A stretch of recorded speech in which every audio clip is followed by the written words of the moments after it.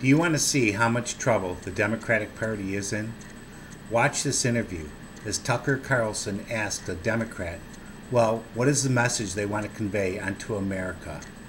It's shocking. So let's watch the video. At the Democratic National Committee, and he joins us now.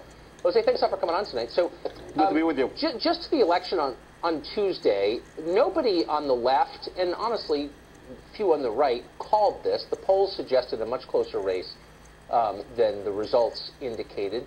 Do you think there's any possibility that Russia might have been involved in that race, working on behalf of Karen Handel? Look, the reality here, Tucker, is that Georgia was supposed to be won by Republicans by at least 20 points. That's a joke, Jose.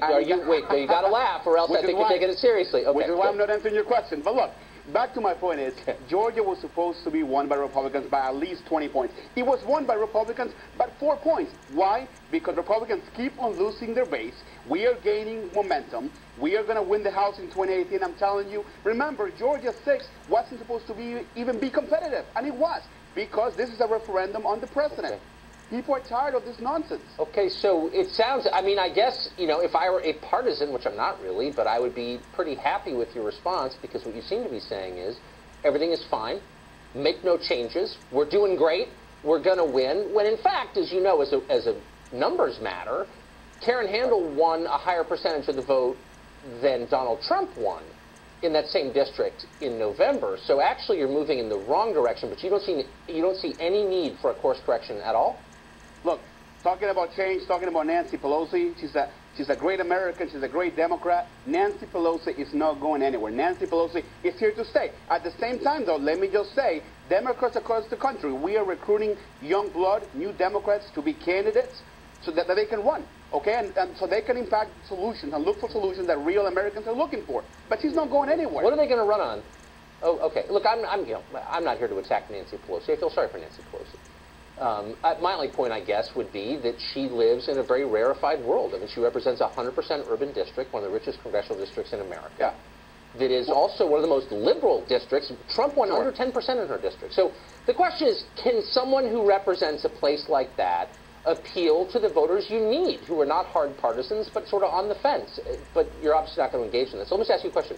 Yeah. What should Democrats run on?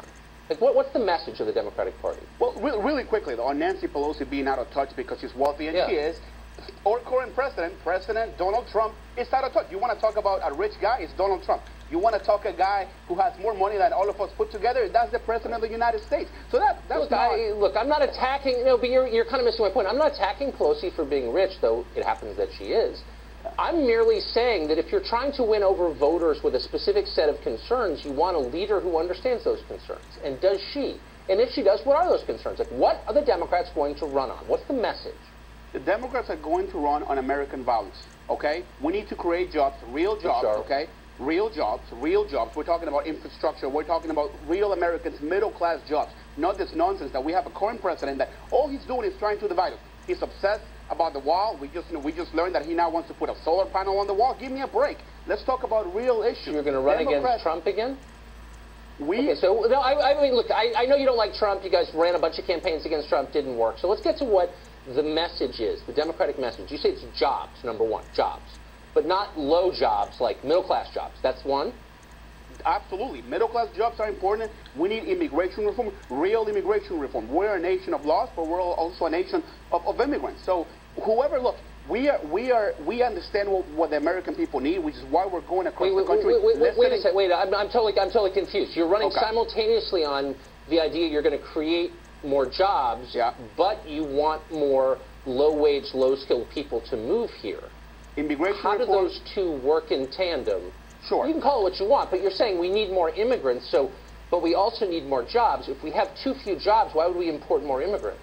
Immigrants pay taxes. Immigrants, that we're talking about billions of dollars being injected into our economy, Tucker. More immigration, legal immigration, good immigration, expanding our immigration system is only going to help us and create more jobs. Look at the numbers. So tell me how will, actually I'm familiar with the numbers, I don't think that you are. How will importing millions more poor people create more middle-class jobs? And where's that happened exactly? All immigrants are not poor people. That is a stereotype. That's actually not true. A lot of immigrants are hardworking. Well, actually, the majority of our immigrants, I'm not saying they're not hardworking. I'm just saying they're poor. The majority of our immigrants are poor. And so how will importing more of them create more jobs? How has that happened? Where has that happened, and how is it going to happen again?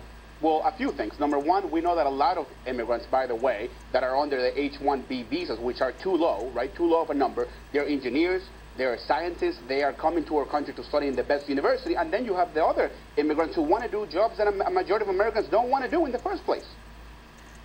But how is that creating jobs? I don't think you've thought this through, Jose. So I guess this may be the problem. You may be illustrating right now the problem. If you're going to have a message, a program, and say to voters, here's what I'm going to bring you if you elect me, you have to be able to explain it. So you're basically saying, we're going to bring you more jobs, but we're also going to bring you a lot more poor people, but somehow that's all going to work, but I'm not exactly sure how, and then throw in a bumper sticker or two and a slogan, but like, trust us? Don't you think you should think through exactly how you're going to create those jobs? More immigration, legal immigration into the system is going to create more jobs. More people that want jobs that Americans don't want. That is a fact. That is the truth. But that's not creating more jobs. That's taking, as you just said, jobs that Americans don't want. I thought the idea was to create more middle-class jobs. How is going to bringing in like waves of new low-skilled workers? Yeah, but how does that work? We do both. Do you know? Have you thought this through at all? Man, that's why you guys keep losing. Because you say dumb things that don't make any sense. I mean, look, I'm not against immigration. I'm totally for making middle-class jobs. I just don't know how they work together, and neither do you. Maybe you should figure it out, and then you can explain to people, and then they'll support you. It would be better if we had a president that was willing to work with the Democrats. That would be nice, but that's not happening. Look, we got a president that is being investigated, as you know, time and time again. I don't know if he'll make it to 2020. Right. What do you think? Yeah, Trump's bad. All right, I don't know. Jose, I don't know. But even at this rate, even if he doesn't, Democrats will not be the beneficiary of it.